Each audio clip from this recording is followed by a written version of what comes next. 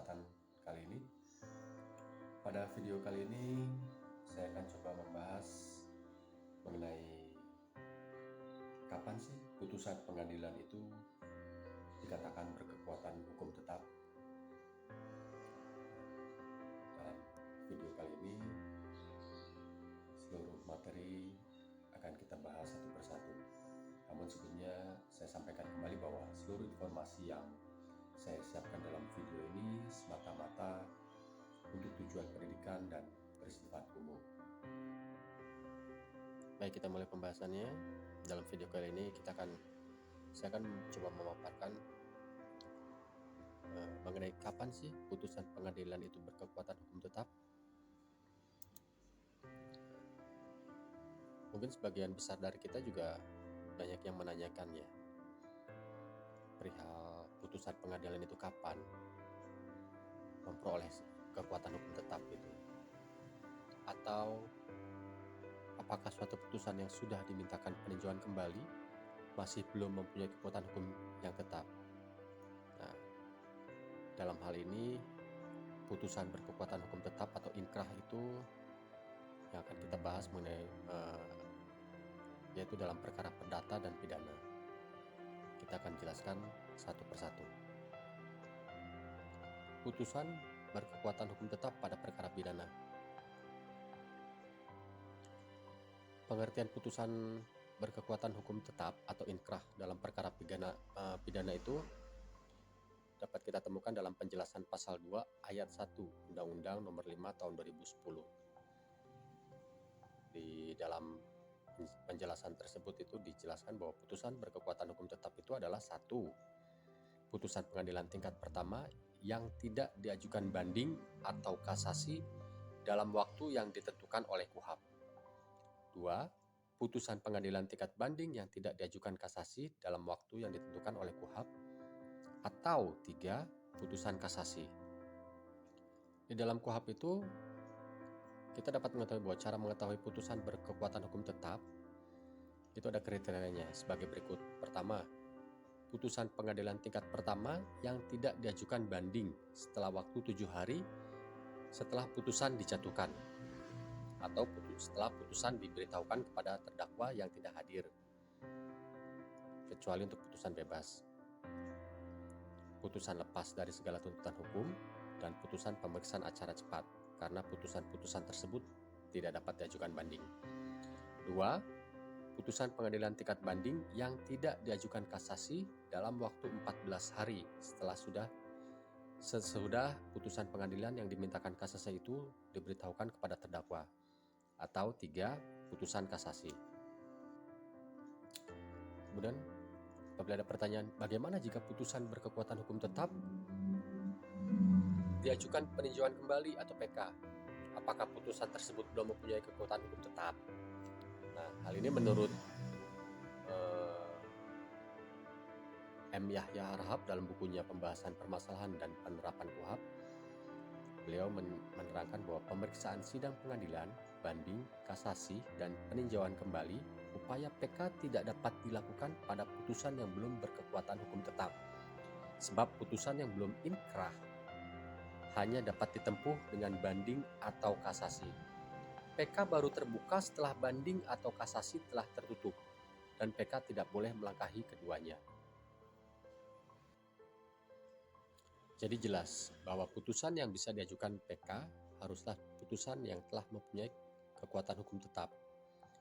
Permintaan peninjauan kembali dilakukan karena putusan sudah tidak dapat lagi dilakukan banding atau kasasi. Bahkan permintaan peninjauan kembali atas suatu putusan yang berkekuatan hukum tetap tidak menangguhkan maupun menghentikan pelaksanaan dari putusan tersebut. Putusan perkara pidana yang dapat diajukan PK oleh terpidana atau ahli warisnya adalah putusan pengadilan yang telah memperoleh kekuatan hukum tetap, kecuali putusan bebas atau lepas dari segala tuntutan hukum. Lanjut kita dalam pembahasan putusan berkekuatan hukum tetap pada perkara perdata. Di dalam perkara perdata, kapan putusan itu dianggap inkrah atau mempunyai kekuatan hukum tetap?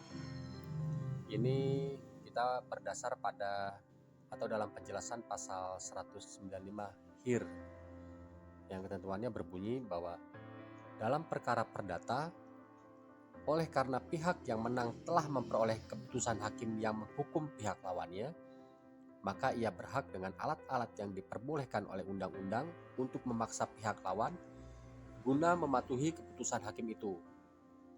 Hak ini memang sudah selayaknya, sebab kalau tidak ada kemungkinan untuk memaksa orang yang dihukum, maka peradilan akan tidak ada gunanya. Diterangkan pula bahwa dalam hal ini tidak ada jalan lain bagi pihak yang menang daripada menggunakan haknya itu dengan perantaraan hakim untuk melaksanakan putusan tersebut. Akan tetapi putusan itu harus benar-benar telah dapat dijalankan, telah memperoleh kekuatan pasti. Artinya semua jalan hukum untuk melawan keputusan itu sudah dipergunakan atau tidak dipergunakan karena telah lewatnya waktu. Kecuali kalau putusan itu dinyatakan dapat dijalankan dengan segera walaupun ada perlawanan, banding, atau kasasi. Terkait dengan tenggang waktu yang perlu diperhatikan dalam mengajukan banding atau kasasi dalam perkara perdata itu ditentukan sebagai berikut. 1. Untuk mengajukan banding, permohonan diajukan dalam waktu 14 hari sejak diucapkan putusan pengadilan negeri atau sejak putusan diberitahukan kepada yang bersangkutan jika ia tidak hadir ketika putusan diucapkan. Kedua, untuk mengajukan kasasi, permohonan disampaikan dalam tenggang waktu 14 hari sesudah putusan atau penetapan pengadilan diberitahukan kepada pemohon.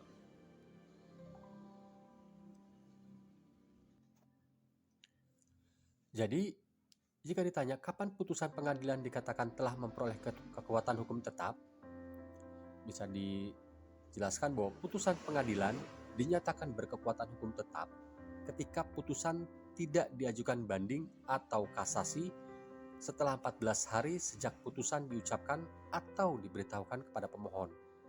Maka putusan tersebut dinyatakan berkekuatan hukum tetap. Lalu terdapat pertanyaan, apakah putusan yang diajukan PK atau peninjauan kembali itu belum berkekuatan hukum tetap? Itu dapat ditemukan dalam pasal 67 Undang-Undang MA. Dijelaskan bahwa putusan perkara perdata yang telah mempunyai kekuatan hukum tetap dapat diajukan peninjauan kembali dengan alasan sebagai berikut. 1. Apabila putusan didasarkan pada suatu kebohongan atau tipu muslihat pihak lawan yang diketahui setelah perkaranya diputus atau didasarkan pada bukti-bukti yang kemudian oleh hakim pidana dinyatakan palsu. Kedua, apabila setelah perkara diputus ditemukan surat-surat bukti yang bersifat menentukan yang pada waktu perkara diperiksa tidak dapat ditemukan. Ketiga, apabila telah dikabulkan suatu hal yang tidak dituntut atau lebih daripada yang dituntut.